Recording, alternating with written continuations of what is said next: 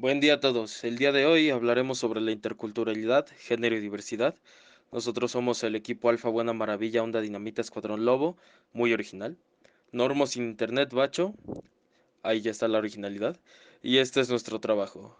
Antes que nada es importante explicar el significado de cada tema para así adentrarnos en él con mucha más facilidad. La interculturalidad se refiere a la multiplicidad de culturas existentes dentro de un determinado espacio local, regional, nacional o internacional, sin que necesariamente tengan una relación entre ellas.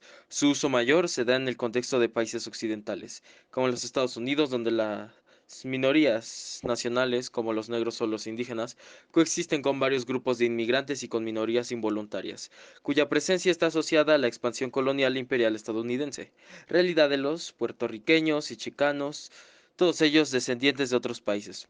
Por otro lado, el género es el conjunto de ideas, normas, comportamientos, atributos y funciones sociales que cada sociedad considera apropiados para los hombres y para las mujeres.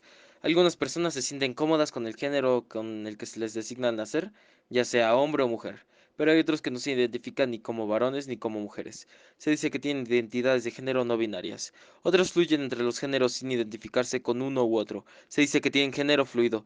Cabe aclarar que el género nada tiene Es que ver con el cierto, sexo pues ni la con la orientación orientación sexual es sexual. la capacidad de cada persona de sentir atracción emocional, afectiva y sexual por otra persona. Comúnmente se consideran las siguientes categorías. Bisexualidad. Sentir atracción emocional, afectiva y sexual por otras personas, ya sean hombres o mujeres, independientemente de su sexo o género. Heterosexualidad. Sentir atracción emocional, afectiva y sexual por personas de sexo o género distinto al propio. Y homosexualidad. Sentir atracción emocional, afectiva y sexual por personas del mismo sexo o género. Esta categoría incluye a personas que se identifican como gays y lesbianas. Cabe aclarar que la orientación sexual es independiente del sexo biológico y de la identidad de género. Esta última es la manifestación y percepción personal del propio género, es decir, cómo se identifica a alguien independientemente de su sexo biológico. La identidad de género puede fluir entre lo masculino y femenino. No existe una norma absoluta que lo defina. Algunas identidades de género son trans, término que engloba a todas aquellas personas que se identifican con un género diferente al asignado al nacer o que expresan su identidad de género de manera no normativa, transexuales, transgénero, travestis, queer, género fluido, género no binario, entre otros. Transexual, persona en la que su identidad de género difiere del género asignado al nacer. Existen muchas maneras de vivir y sentir la transexualidad. Algunas personas transexuales consideran necesario transformar su cuerpo a través de tratamiento hormonal y o cirugías de reasignación sexual. Transgénero, persona que cuestiona los roles masculino y femenino impuesto desde el nacimiento y que decide construirse de forma opuesta o diferente a lo establecido socialmente.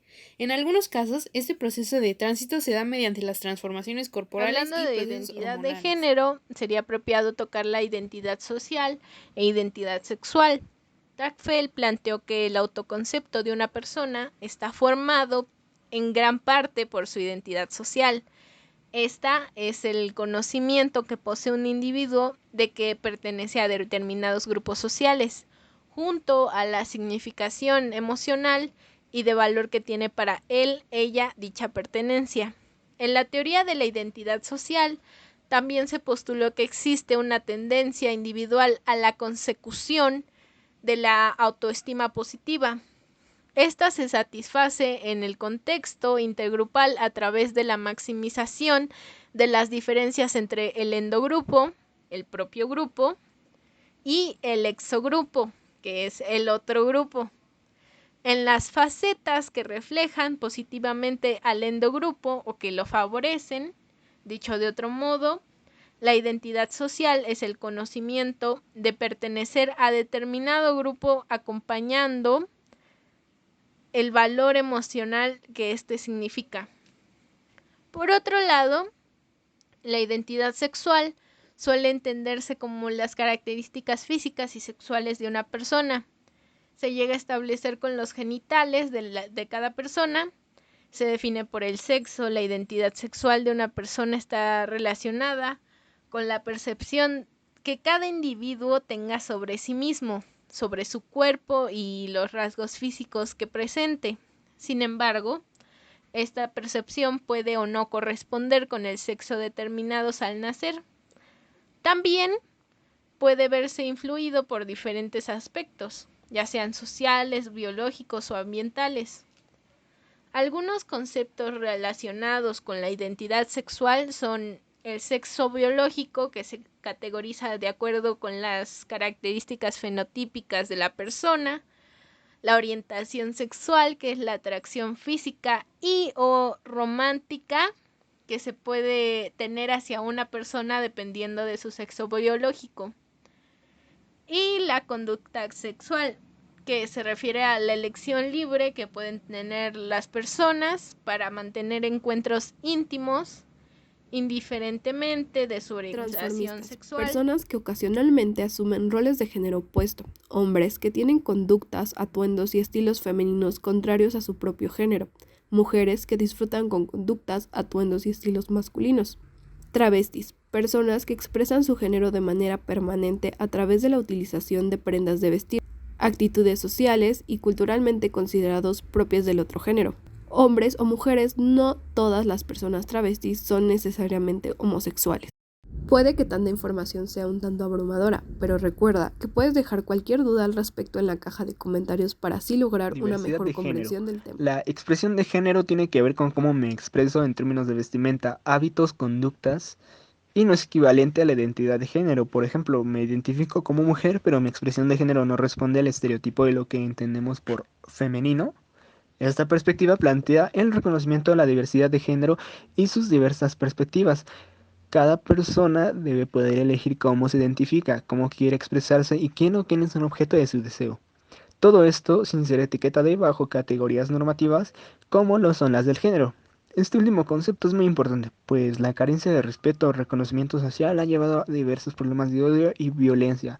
La comunidad LGBT a lo largo de la historia ha sido víctima de violencia y agresiones, argumentando que esto era algo anormal. Es un hecho conocido que la Iglesia ha jugado un papel importante en esto, pero la ciencia también ha sido un argumento utilizado por la mayoría de personas homofóbicas del mundo. Han dicho que es algo antinatural, según estudios científicos. Lo que nos pregunta, ¿los homosexuales nacen o se hacen?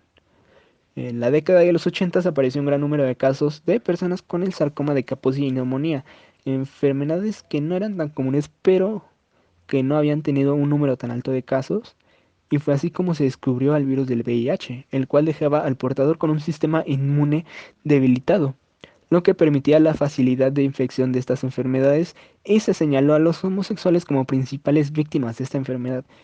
Y la Iglesia, con otros varios grupos, argumentaron que era un castigo divino hacia los gays.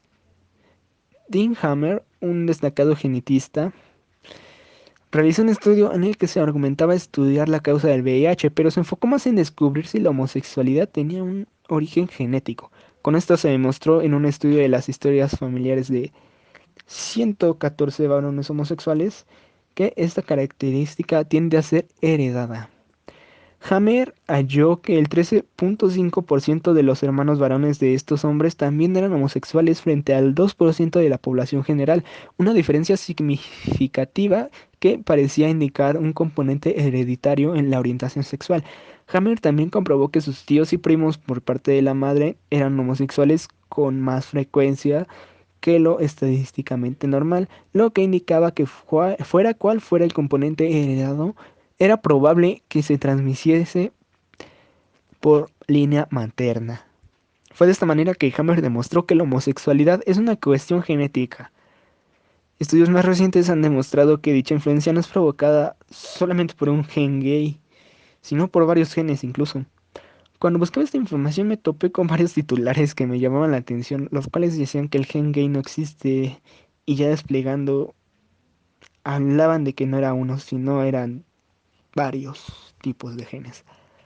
Pero ciertamente el encabezado es una desinformación total, como la mayoría de este tipo de medios. ¡Acción! ¡Ay, me transformaste! Porque somos